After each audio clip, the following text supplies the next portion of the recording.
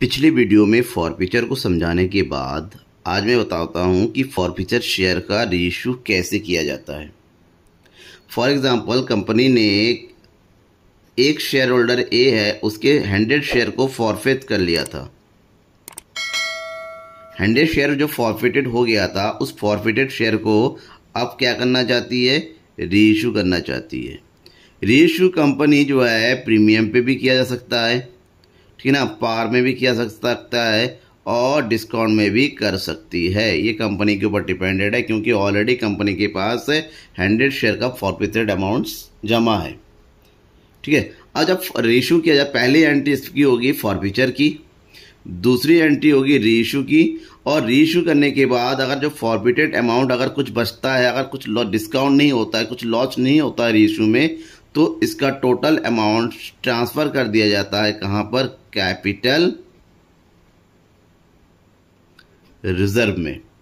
बाकी forfeited amount का calculation same वैसा ही है जैसा कि लास्ट वीडियो में बताया था। जिन्होंने नहीं दिखा है डिस्क्रिप्शन में जाइए, लिंक दिया हुआ है, आप देख सकते हैं। तो फिलहाल आपको समझना है कि फॉरफिटेड अमाउंट को किस तरीके से कैपिटल रिजर्व में ट्रांसफर करते हैं और रीइश्यू की एंट्री कैसे करते हैं, ठीक है। इसको मैं क्वेश्चन नंबर 12 को सॉल्व करते हुए डिटेल से बताता हूं।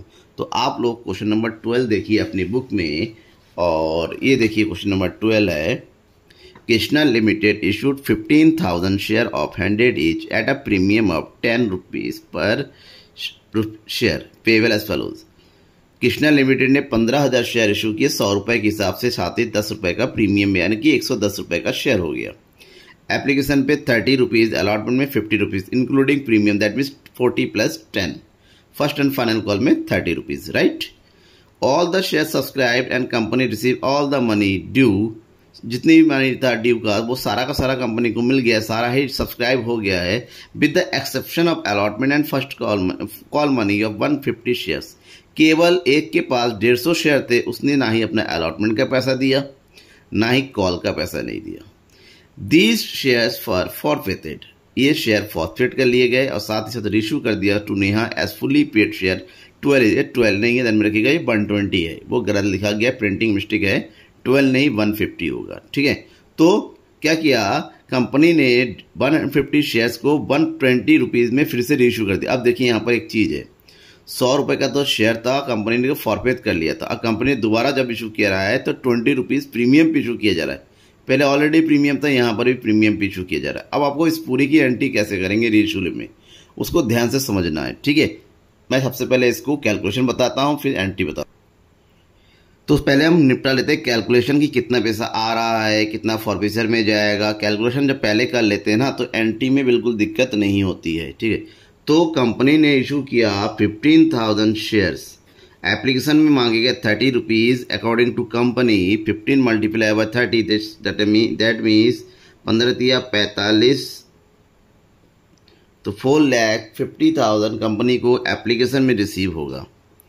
अलॉटमेंट में रिसीव होना है 40 रुपीज अलॉटमेंट का और 10 रुपीज प्रीमियम का, यानी कि 15 4 जा 60, 6 लाख अलॉटमेंट मनी और 15 बन जा 51,50,000 हो जाएगा किसका? सिक्योरिटी प्रीमियम का। तो टोटल अमाउंट रिसीव होगा यहाँ पर 7,50,000 और कॉल में रिसीव होना है 15 3 जा 45, 4,50,000, ठीक है। ये तो नॉर्मल रिसीव होना है, लेकिन अब ये कहा गया है कि एक बंदा था जिसके पास 150 शेयर्स थे। तो 150 शेयर उसके पास थे, तो उसने क्या किया है? अलॉटमेंट का और कॉल का अमाउंट नहीं दिया है।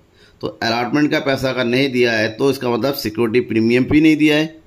तो इसका टोटल अमाउंट बनता है 150 मल्टीप्लाई बाय 50, दैट मीन्स 7,500 इसने पेमेंट नहीं किया है।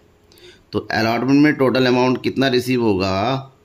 ये जाएगा 7,42,500 और कॉल में कितना रिसीव होगा? 150 रिसीव नहीं होगा, सॉरी ड्यू है जो नहीं मिल रहा है। कॉल से एरियर यहाँ पर इतना पैसा नहीं आ रहा है और यहाँ पर 15 2 30 यानी कि 3,000, सॉरी 15 3 30 रुपीज़ है, 45,100। तो यहाँ पर 45 रुपये नहीं रिसीव हो रहा है। तो माइनस कर दीजिए, ये हो गया 5, ये हो गया 4, ये हो गया 4,45,500 रुपीज़ रिसीव हो रहा है। तो यहाँ पर ही तो इस बंदे ने कितना पैसा दे दिया, इस बंदे ने एप्लीकेशन का पैसा दिया है केवल 4,045 दिया, 15 दिया 45। ये पेमेंट आया है, ये नहीं आया है, ये नहीं आया है, कंपनी ने इसको फॉरफिट कर दिया है। तो फॉरफिचर में केवल यही अमाउंट जाएगा। ठीक है, तो चलिए एंट्री शुरू करते हैं। तो शुरू से करते हैं first entry application money receive करने की। वो क्या होता है, bank account debit, total application money receive हो रहा है 4,50,000 to share application account 4,50,000 narration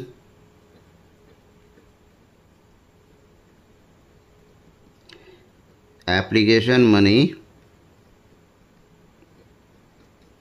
received. ठीक है, अब एप्लीकेशन मनी को ट्रांसफ़र करेंगे शेयर कैपिटल में।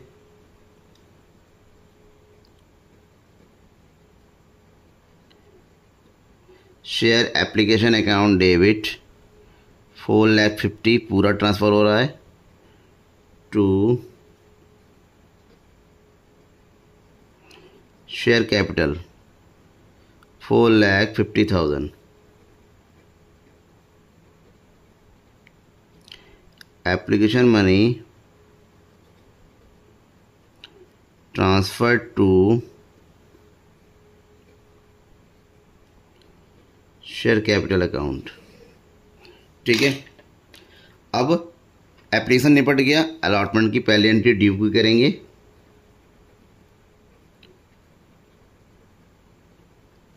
Share allotment account debit, due कितना आ रहा है, ड्यू हो रहा है टोटल अमाउंट 7,50,000 जिसमें अलॉटमेंट का और सिक्योरिटी प्रीमियम की एंट्री करनी है, राइट।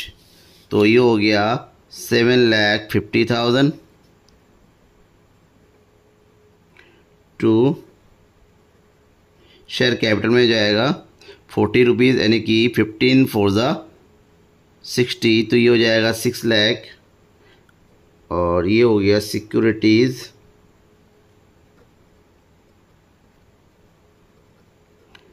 प्रीमियम अकाउंट 1,50,000 नरेशन लिखेंगे।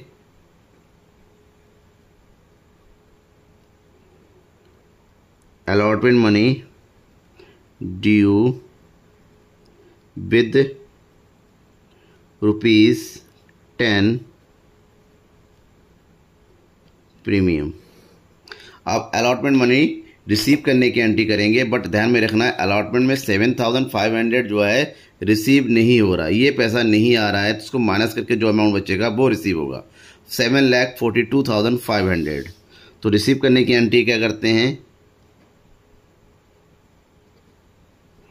Bank account debit 7,42,500 to share allotment account 7,42,500 narration का लिखेंगे।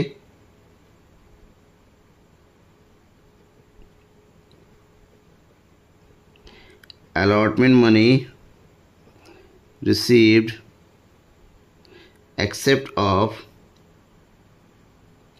150 शेयर्स। ठीक है, ये हो गया अलॉटमेंट तक।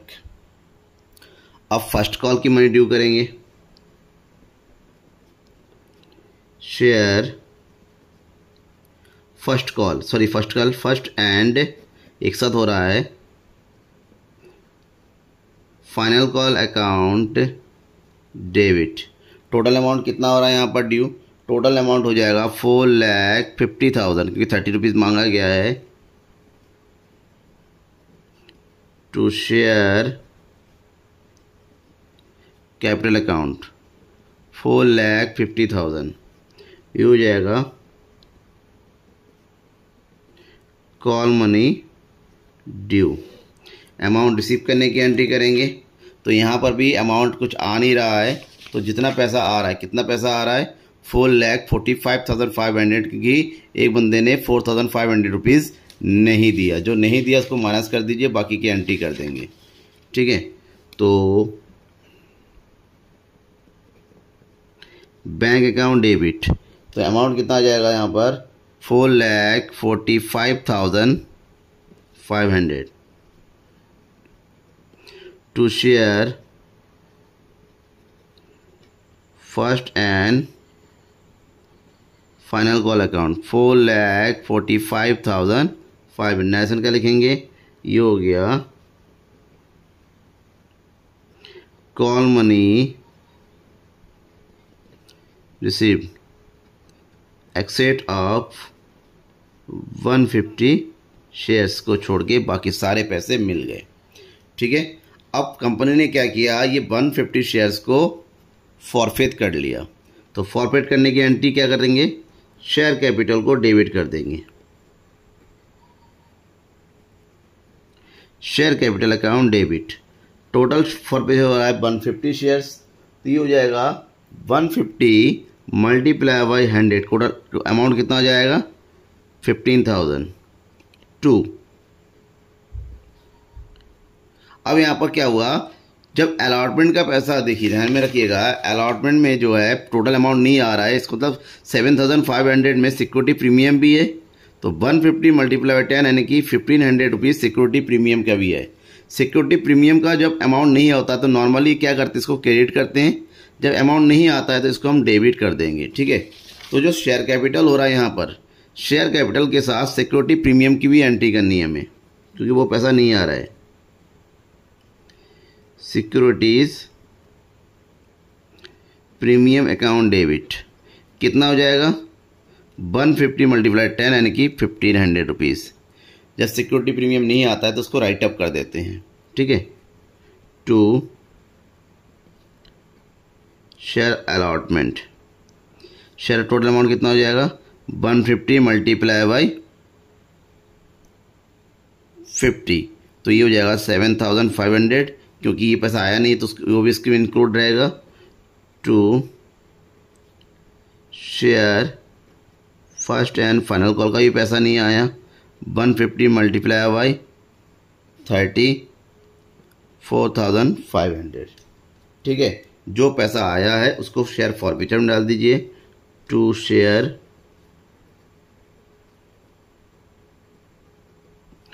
फॉरफीचर अकाउंट, केवल कितना पैसा आया था 30 रुपीज़। ठीक है, जब 30 रुपीज़ आ गया है इसका मतलब ये हुआ 4,500 फॉरफीचर अकाउंट में जा रहा है। तो नरेशन के लिखेंगे 150 शेयर्स आर फॉरफीचर। ये तो होगी फॉरफीचर की एंट्री। ठीक है, फॉरफीचर की कंबाइन पूरी एंट्री, बट अब शेयर को रीइश्यू किया जाए तो रीइश्यू की एंट्री करेंगे। और तो कंपनी ने क्या किया है, पूरे शेयर जितने भी थे 150 शेयर ये नेहा को इशू कर दिया है। कितने रुपीज़ में 120, बुक में लिखा हुआ है 12 बट 120 है, तो 100 रुपये का तो शेयर ही था, तो 20 रुपीज़ में एक्स्ट्रा फिर से सिक्योरिटी प्रीमियम लिया जा रहा है। तो रीइश्यू की एंट्री करेंगे, ठीक है ना, विद प्रीमियम। तो रीइश्यू की एंट्री में क्या होगा, पैसा अमाउंट आता है बैंक अकाउंट डेबिट, तो कितना पैसा आया 150 मल्टीप्लाई बाय 120, 120 रुपये आया है। अगर 120 रुपये आया है इसका मतलब ये हुआ कि दोनों की मल्टीप्लाई करेंगे 150 और 12, तो ये हो गया 0 0 15 दूनी 30, 15 का 15 और 3 18, 18,000 रुपये आ गया। ठीक है, टू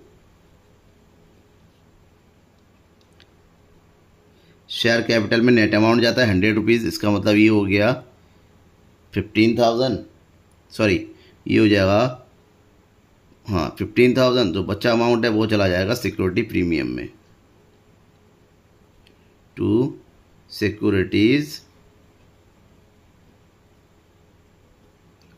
प्रीमियम अकाउंट कितना 3,000। ठीक है, तो ये हो जाएगा, हमने क्या कर दिया 150 शेयर्स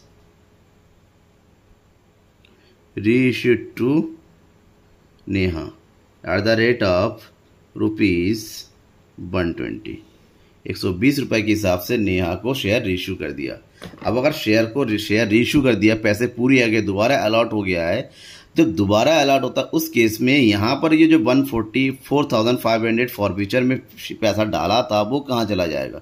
रेशियो होने के बाद ये जो अमाउंट फॉरफीचर का अमाउंट है टोटल ट्रांसफ़र हो जाता है, जैसा कि रेशियो किया जाता है उसी हिसाब से ट्रांसफ़र हो जाता है कैपिटल रिजर्व। अगर कुछ लॉस होता है रेशियो करते वक्त तो इसमें से माइनस कर दे, बट कोई लॉस नहीं हुआ है तो 4,500 पूरा का पूरा बचा हुआ है। इस सारे अमाउंट को हम ट्रांसफ़र करेंगे कैपिटल रिजर्व में।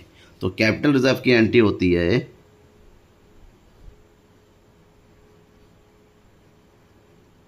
Share forfeiture account debit 4,500 to capital reserve account 4,500। Narration का लिखेंगे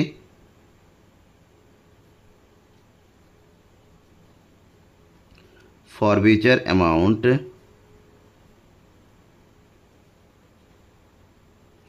transfer to capital reserve account.